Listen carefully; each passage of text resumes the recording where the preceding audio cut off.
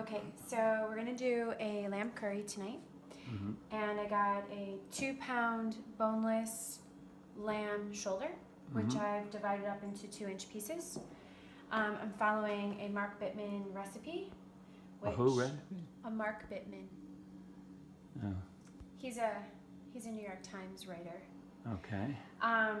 And now I'm just gonna I'm gonna mise en place, so put all of the ingredients per the recipe together. You and I are gonna do that together. Or you can watch me. Okay. Did you cut both onions already? Yeah, but we have more onions to cut. Oh, okay. So how much lamb was that? 2 pounds. 2 pounds, and that's for 2 people or for one? It's probably about 4 to 6. 4 to 6. Okay. So we're just gonna have extra. We'll have extra for a couple days, or you can freeze it, whatever we want to do with it. So I want to get all this together so that when we start to cook, we're ready to go. Oh.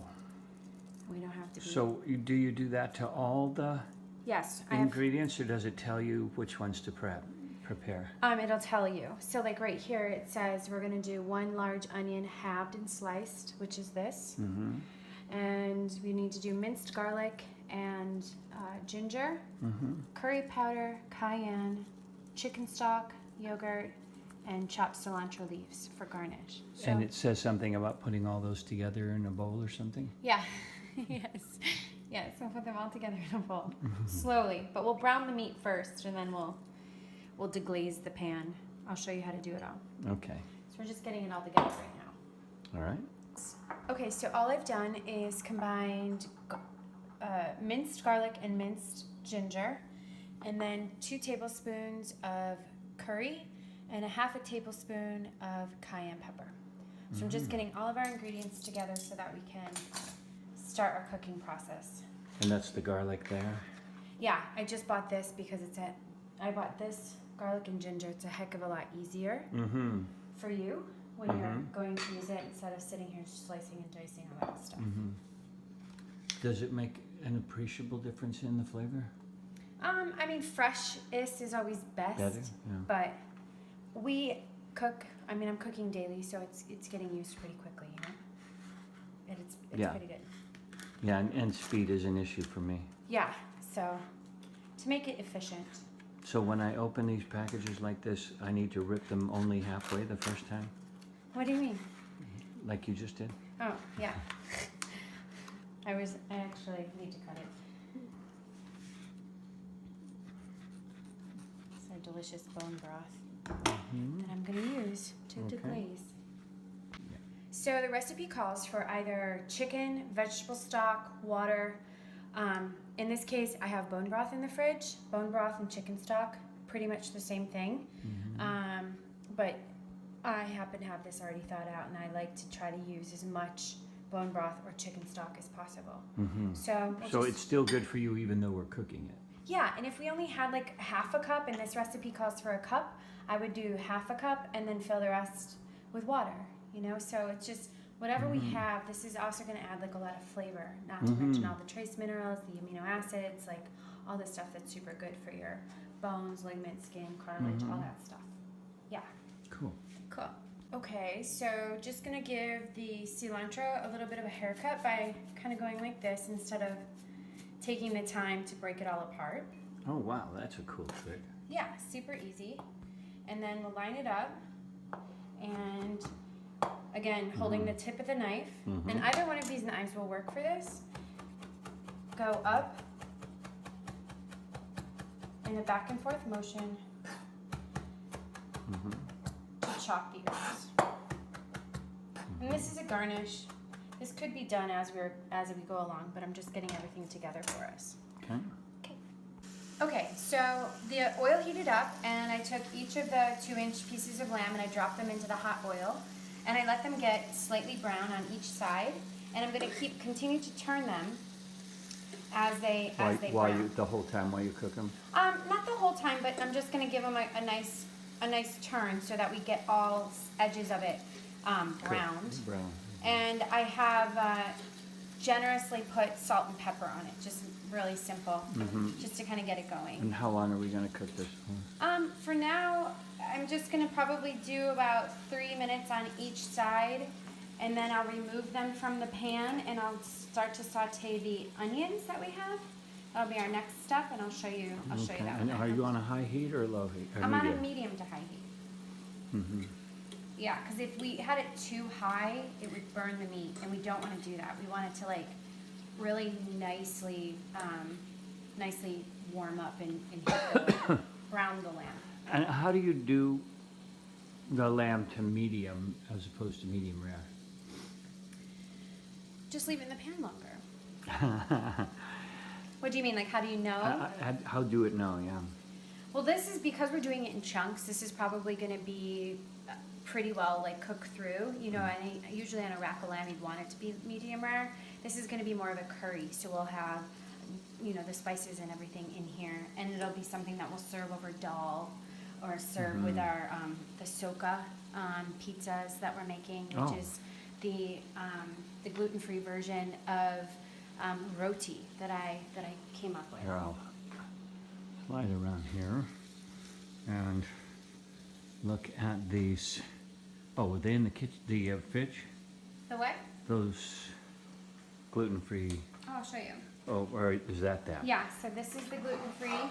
I took the garbanzo bean flour, 2.5 cups of the garbanzo bean flour, 2 cups of water, 2 tablespoons of olive oil, 2 generous pinches of salt, and I whipped it together earlier today to make this batter. And we'll experiment with these a little bit later. Okay.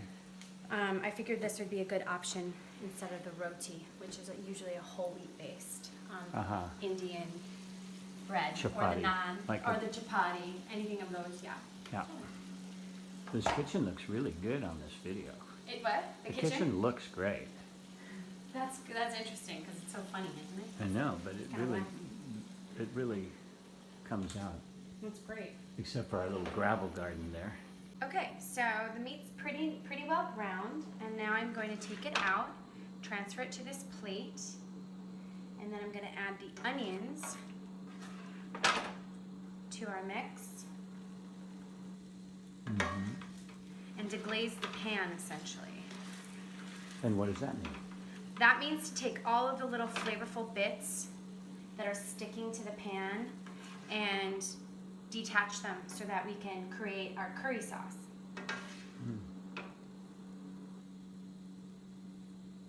Okay, so I added a little bit more canola oil, and now I'm going to drop our onions in and give them a good little mix. Let's have them start browning. And that ding was what, your text message? Yeah. Ding. That was not a timer. Was not a timer. So let's see.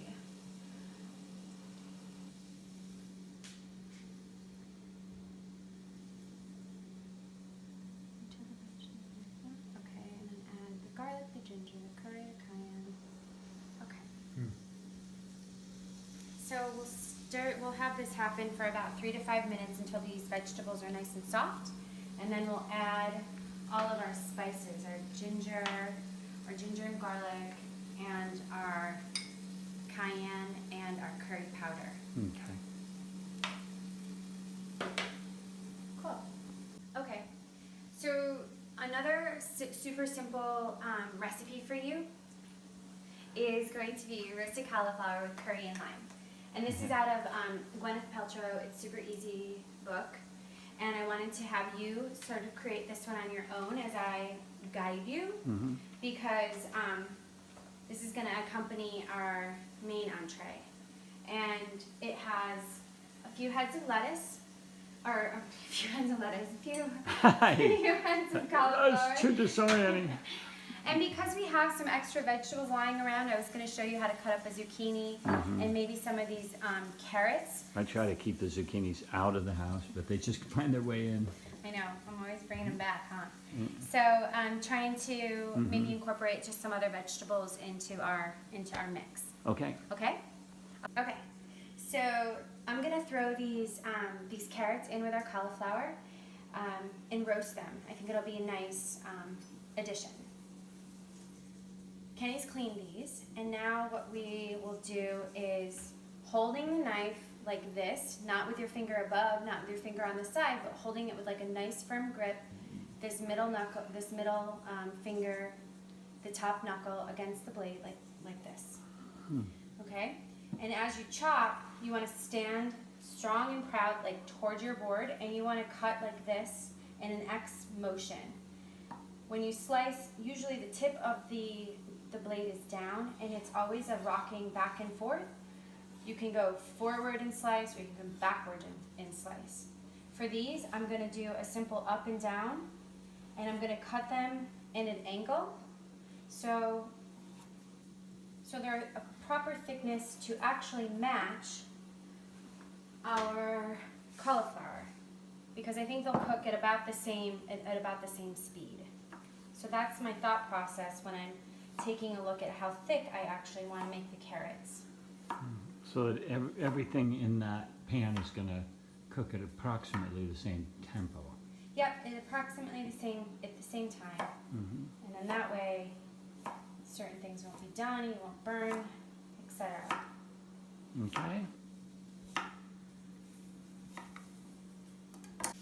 And you're on? The best way to know what you're doing is to take all of the recipes that you want to make and take a look at them and really read them through and understand what has to be prepped and what the method or the instructions are, so you have an idea of how long it's going to take. And then you can kind of go accordingly and know what you can and cannot start. So for example, I started with this main entree because this meat is going to saute in here for almost an hour and a half. Oh, wow. Yeah, it's going to take some time. And I knew that I could, because the roasted vegetables will only take 30 minutes, maybe even less. And then we haven't even gotten to the dal, which I've already started the lentils. So that's another, it's like a little 3-course meal that I'm making. How long does it take to cook the lentils? I think the lentils will probably be about 45 minutes. And that's just simmering, or? I've already cooked them, so they're just resting. So you say 45 more minutes, or? Probably about 45 more minutes. How long did they cook already? They took about a half an hour to cook. I'm kind of just, because these lentils are hearty, I can play with the length of time. They're really already cooked. What I want to do is saute some onions, throw that in there, throw in some spices, and basically bring them up to temperature. I pre-cooked them because I knew we had all these other things going on. Otherwise, it would have been one more thing that we would have had to wait for, and like kind of made the timing all work. Now that our onions are looking super delicious and pretty well soft, I'm going to add our ginger and our garlic. How long have the onions been cooking now? They've probably been cooking for about 8 minutes. And our spices. And I'll just give them a quick little stir so that the onions are coated really nicely.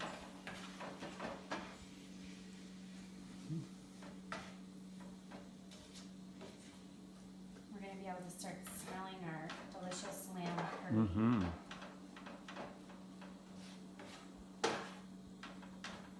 Okay, so what I've done is I've added our browned lamb cubes back into the pan, and our 1 cup of bone broth, and we're going to bring it up to a boil. I've turned the heat back up, and I'm going to cover it because I don't have a large lid. I'm just going to use the saute pan to place over it and let it do its thing. For how long? I'll probably check it in about 10 minutes, and just to give it a stir. Checking it to see how cooked the lamb is? Yes, and just to like move things around. It's important so that it doesn't stick and stay in one place. You want to cook things through. So we'll just give it a little stir and then go from there. Okay. Cool. Thank you. Okay. So I'm going to take all of our vegetables here that we have already prepped. Probably maybe make a couple of these a little bit smaller. Just cutting them in half. Make them more the carrot size? Yeah. These florets can be kind of large, you know? So if we get them to be a little bit more, okay. take about 2 tablespoons of curry, generously sprinkle. I actually think I'm gonna put maybe, this is where you can get a little creative with cooking.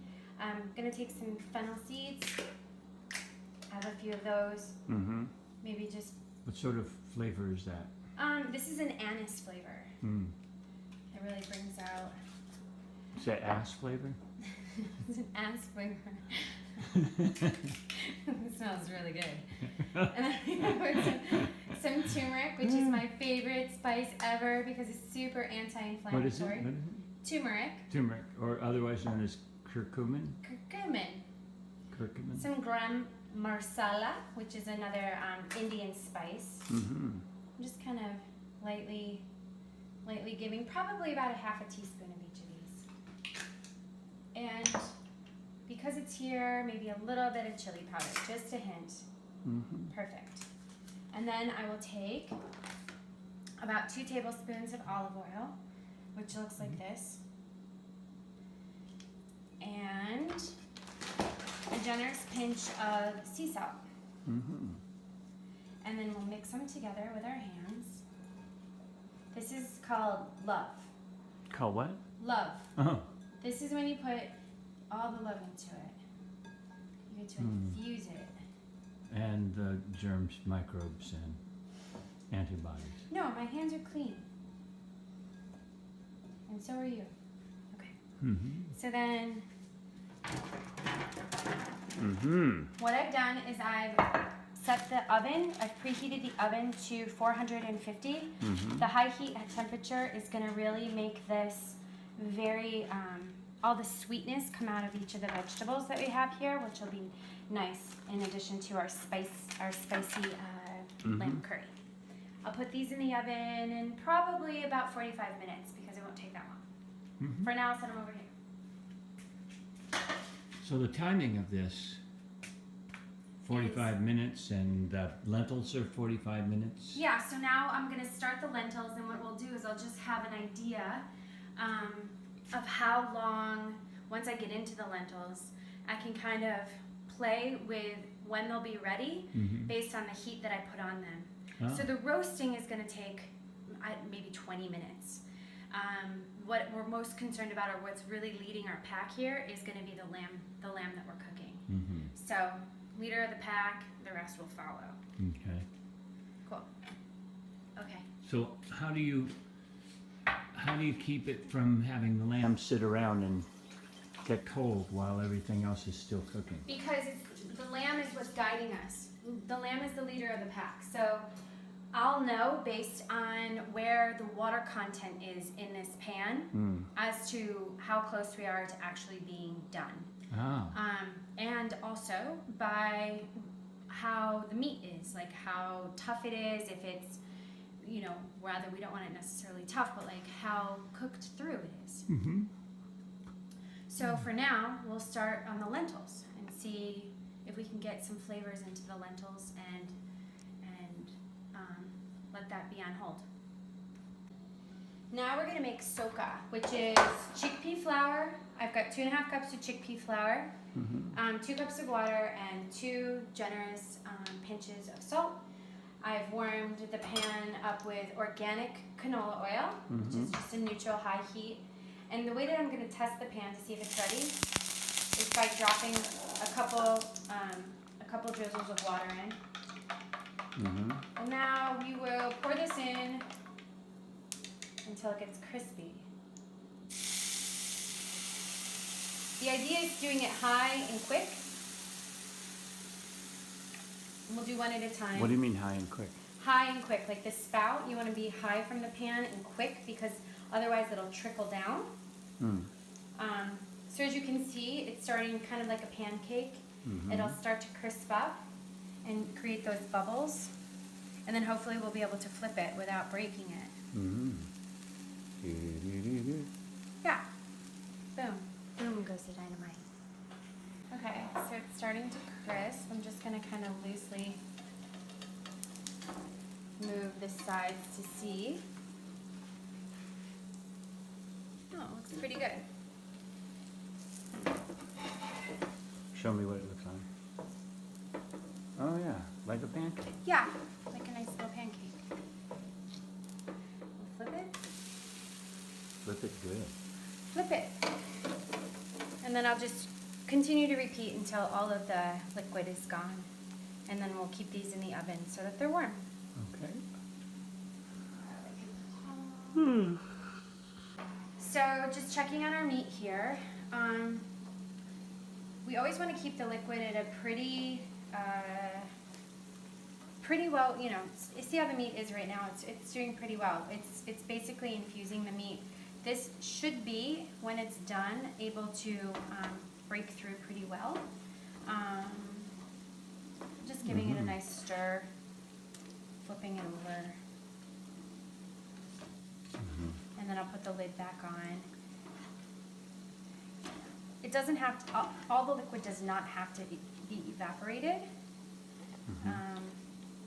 So the idea is just to kind of let it essentially poach in some aspects, like it's just poaching. So you didn't quite finish your first sentence. You mean you What want did to I try and keep the liquid level high or oh yes, down I'm low? sorry, we're gonna keep it high. I'm gonna actually add some more liquid to it because it seems to be a little low. Oh. And it's, in the instructions it says to do this as well.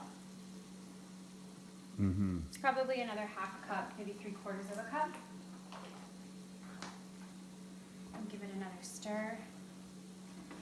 And in case I didn't get that on film, that's chicken broth. Yep, chicken broth, bone broth, vegetable stock, or water. Any of these things. You can even do this with coconut milk. Oh, I bet that would be good. That would be nice. Like a Thai thing. Well, just as another lovely alternative to like additional healing food. It looks like our soka is getting crispy. Perfect. Okay. Just gonna get a plate. And we'll do this again. I figured we could use this to dip our lamb into, or wrap it, wrap our lamb in it.